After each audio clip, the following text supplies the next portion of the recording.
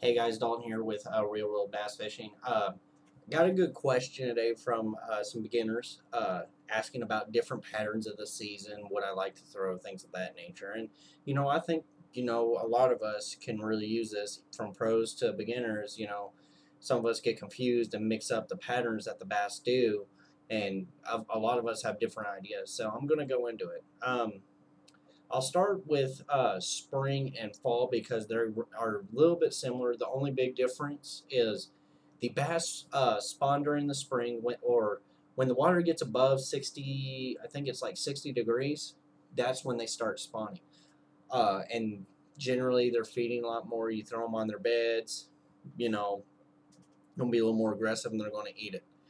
Fall, they're looking for food to scour around. They're trying to find shad. They're trying to find that perch, the bluegill, the minnows. They're trying to find those bait fish so they can eat for winter so they don't have to worry as much because the bait fish are going to be a little more scarce during the winter time. So that fall time is basically their time for them to, bulk up and basically, be like, okay, you don't have to eat as much. And winter's really hard, guys. Depending where you are in the country, I know down like if you're up north and it's iced over, mm, it's really hard for you to catch them. I'm not saying you can't catch them because you can. You just have to use more reactionary bites if the lakes aren't frozen over, like spinner baits, deep running spinner baits, deep running crankbaits. Um, I've seen some people throw jigs in the winter into that thick cover because they won't move. Something kind, but I like to if I'm in a scenario like that, I generally like more of a heavier bait, like a half ounce, jig or a half ounce chatterbait. And I'll throw a swim jig all the way towards the bottom. I'll use that half ounce to 1 ounce jig um, to go down there and get to that bottom. So when I am fishing during that cold season, they do see it, and I generally use more paddle swim baits more than anything as a trailer. So it looks like that bait fish a lot more, and it's because with my swim jigs is they actually look like an actual fish swimming in the water, and generally that gets a reaction out of them. Um, you know, crankbaits are really cool because they run deep, they have a rattle in them, so it's going to give them a reaction. You go pat you bleh, sorry, I can't talk tonight, guys.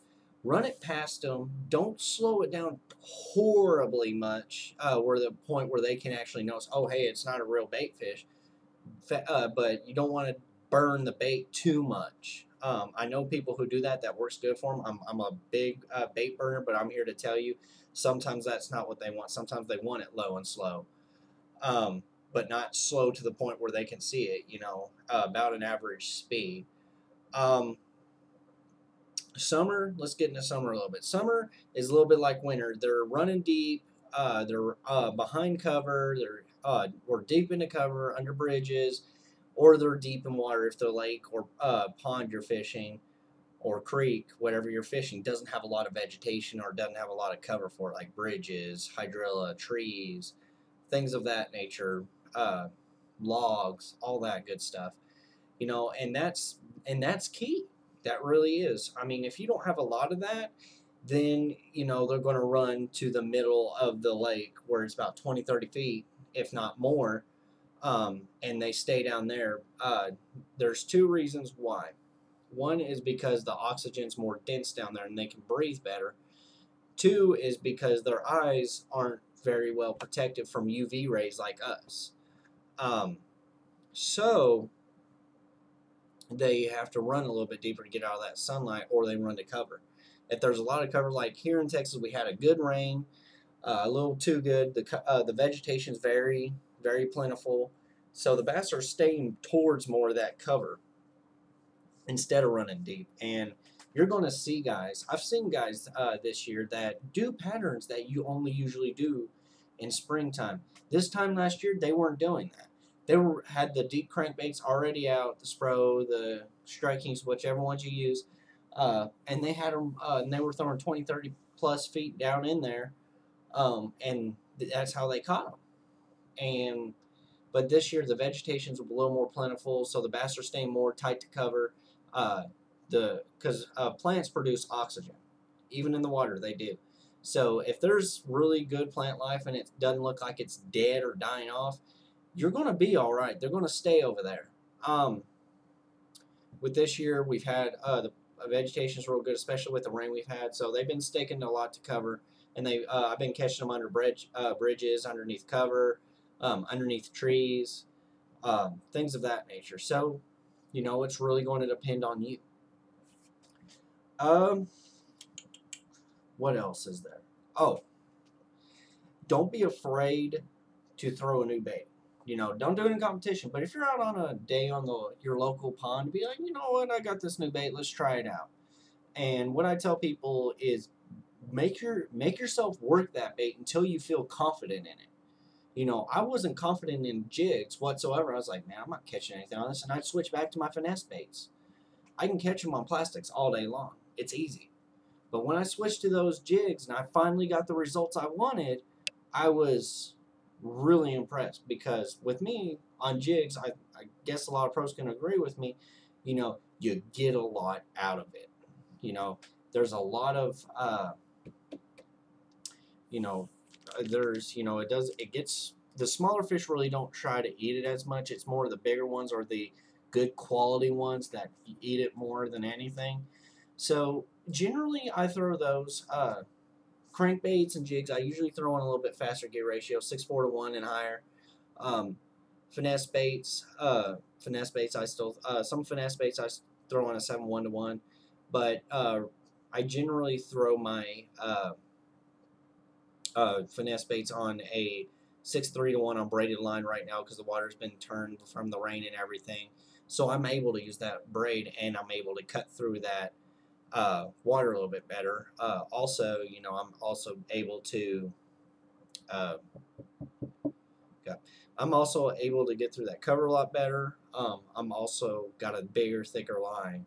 But the downfall with braid, if you've seen my video on it, is it has no stretch, so it could rip it out of that fish's mouth if you set the hook too hard.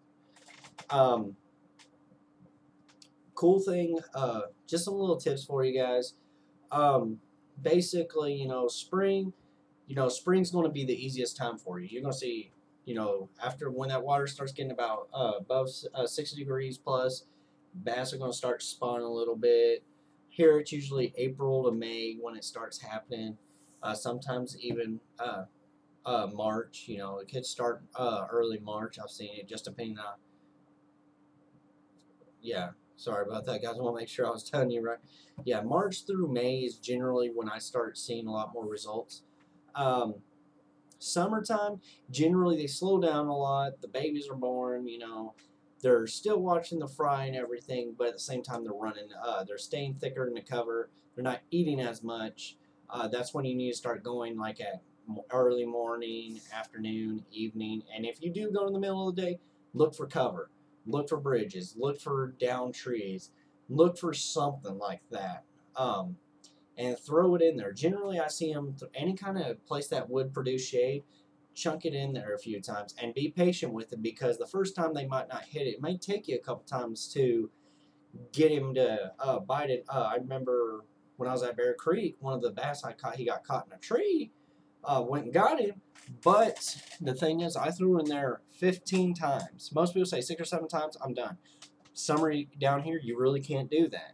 You need to, if you're not in competition, 15 times, it's not a lot for me, And I knew he was there. I had confidence. Like, I know there's one in here. It's like it's too good of a spot. This is picture book.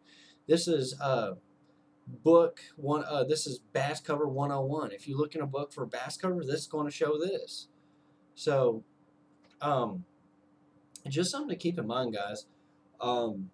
I usually use 12 to 15 pound fluorocarbon line, and I'll use 50 to 65 pound braid. Braid I usually use more of my crankbait, some finessing. I love using it on frogs, especially on my topwaters. I'll use it on there. But if I need to get to the bottom quick, I'll switch over to fluorocarbon.